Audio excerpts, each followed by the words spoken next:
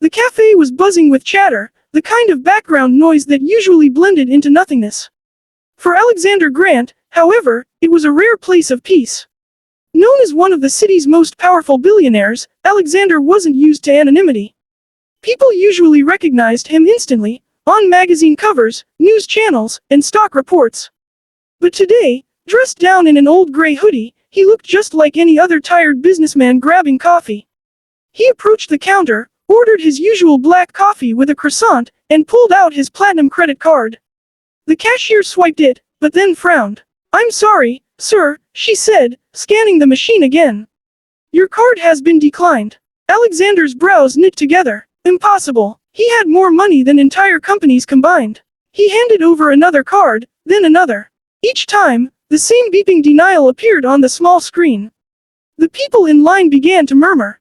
A few snickered, some raised their brows, and others looked away, pretending not to notice. Alexander felt something he hadn't felt in decades, humiliation. "Sir, maybe you'd like to try cash?" The cashier asked gently, though her voice carried the faintest edge of suspicion. Alexander checked his pockets. Nothing. He had left his wallet and phone in the car, certain that his card was enough for a simple coffee. For the first time in years, he stood powerless at a counter, unable to pay a mere few dollars. "Excuse me, mister," a soft voice tugged him back. He looked down and saw a little girl, no older than 9. Her clothes were patched, her shoes worn out, and her small hands clutched a coin purse. She looked fragile, yet her brown eyes sparkled with courage. "I can pay for you," she said simply. Alexander blinked. Surely, he had misheard. "What did you say?" "I'll buy your coffee," she repeated, pulling out a handful of coins. "You look like you need it." The people around them chuckled. A billionaire being rescued by a child, it was laughable. But Alexander's throat tightened. He crouched down, looking into her determined eyes. "Sweetheart, you don't have to." "But I want to," she interrupted firmly. "My mom says we should help people if we can, even if it's small." Before he could protest again, she placed her coins on the counter. Quarters, dimes, and nickels, barely enough to cover the coffee, but she slid them forward proudly. The cashier hesitated, glanced at Alexander, then rang up the order. "Well, the little lady's payment is accepted." The cafe erupted in whispers. Alexander took the coffee, humbled beyond words.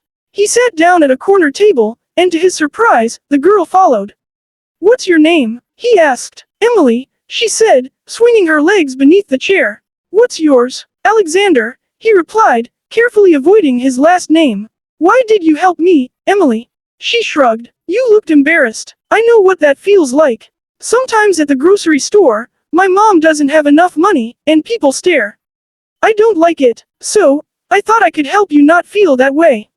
Alexander's chest tightened. The weight of her words struck harder than any boardroom battle. He studied her small face, the bravery that had cost her perhaps a whole day's savings.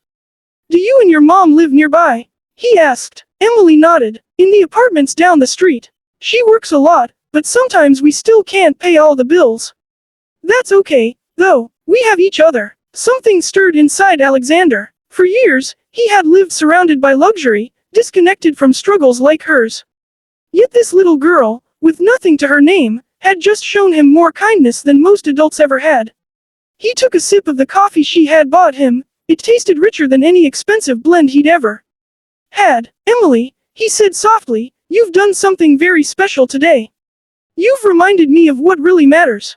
She tilted her head. "Coffee matters." He laughed, a genuine laugh that startled even himself. "No, kindness matters." That afternoon, when Alexander returned to his office, he immediately called his bank. A minor security flag had frozen his cards after unusual overseas transactions. It was nothing more than a glitch, but the lesson he had received because of it was priceless. Days later, a moving truck pulled up to Emily's crumbling apartment building. Neighbors gathered as men in suits carried in boxes of groceries, furniture, and brand new clothes. Emily's mother, stunned, watched as Alexander himself stepped out of a sleek black car. "Mr. Grant," she gasped, recognizing the billionaire whose face she'd seen on television.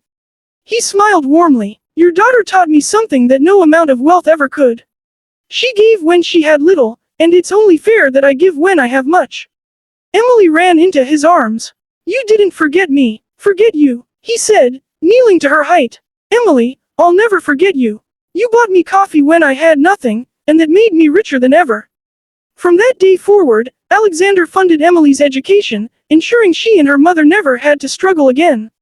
And whenever he sipped coffee, no matter how expensive, he remembered the day a poor little girl did the unthinkable, and changed a billionaire's heart forever.